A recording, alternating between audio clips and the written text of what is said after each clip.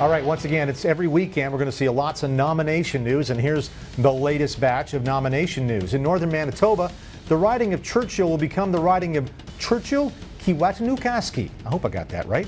That'll be the riding's name for next year. The incumbent MP is New Democrat Nikki Ashen, and she has handily won the nomination for next year, unopposed, in a meeting over the weekend. You know, Ashen is just 32 years old, and she's already got 6 years under her belt as an MP. Battleground has this riding in our analysis as likely NDP. Nikki's coming back.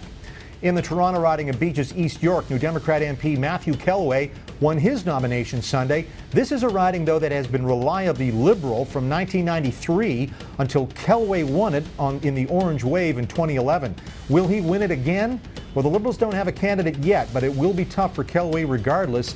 We have Beaches East York as likely Liberal. I've been reaching out to members of our party who have had some thoughts about the campaign, some thoughts about the way things had been going, and we took some advice. We, as I said in my speech, we took some lessons from both the challenges of that campaign as well as the victories, and I think the people around the room, the delegates here today, knew that that was work that was legitimate, hard work, and work that would help unify our party and bring it forward. And I think that's why they voted the way they did. All right, that was Andrea Horwath speaking on the weekend.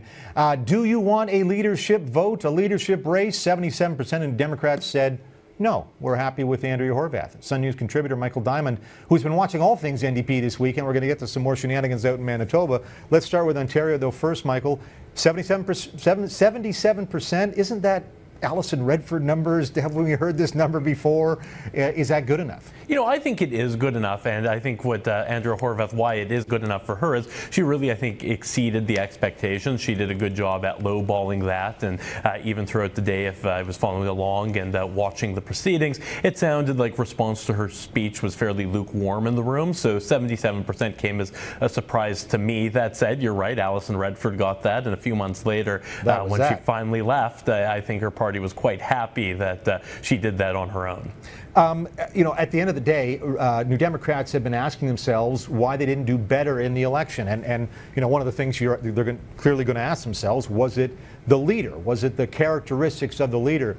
I don't know about your sense. My sense is I don't think it was. I think the strategy they had was good going into the election. I think the execution left a lot wanting, and if it's execution, then it's a situation of we need to find some new people, some new staff, not a new leader. You know, and I think that's a good point, that there was some problems with the execution. I mean, she didn't have a completely perfect, she wasn't flawless, but I think one of the main problems of the election was she was just squeezed by a very polarized electorate between Tim Hudak and Kathleen Wynne. On the you know, personnel and staffing side, I think she's made a very, very wise choice. She's brought in a new chief of staff, a fellow by the name of Michael Balagas, who had previously been chief of staff to Manitoba NDP Premier Gary Dewar, and then Greg Selinger. He left Greg Selinger after the 2011 come from behind win against the Progressive Conservatives in the provincial election, and that's when things started to get bad for the Manitoba New Democrats. Michael Balagas is very, very capable, and I think will be very helpful to Andrea Horwath, not just within the internal mechanisms within the party, but also heading into the next election. Well, let's talk then a little bit about Manitoba. Just to recap for everybody, it's been a terrible couple of weeks for the premier there, the NDPer, Greg Selinger, and rather than subject himself to a leadership review, he wants a leadership race. What's the latest on what's going on with the New Democrats in Manitoba? So this weekend, the board of directors, which as leader of the party, Greg Selinger still sits on, which I think is creating a bit of a conflict, met and to decide the exact timeline and general rules for the leadership election. So they decided to adopt, the board that is, decided to adopt the premier's suggestion to hold the leadership election, not review, election, in conjunction with their annual general meeting, which is set for early March of this coming year. So that's when it will happen. Afterwards, after their meeting, the party president went to address the media, who was camped out outside the party headquarters to get comment. And Greg Selinger was there along with her for the announcement, which I think is creating some perceptions of conflict, that he's premier and leader of the party and also a candidate for the leadership, and has been criticized by members of his caucus who have been punished for doing so. So how is this at all a fair and transparent race for him to succeed himself? Well, and I guess it needs a challenger to call him out on this fairness and transparency. And so far, do we see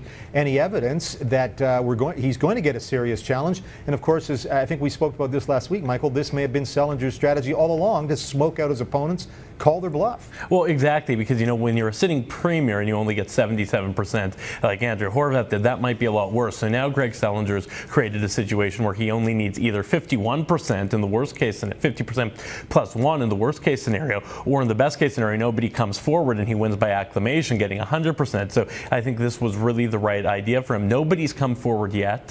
One of his ministers, Kevin Chief, who's a first-term MLA and now in cabinet, was asked if he was considering a run. He didn't say no, but he also said that he's focusing on his new portfolio.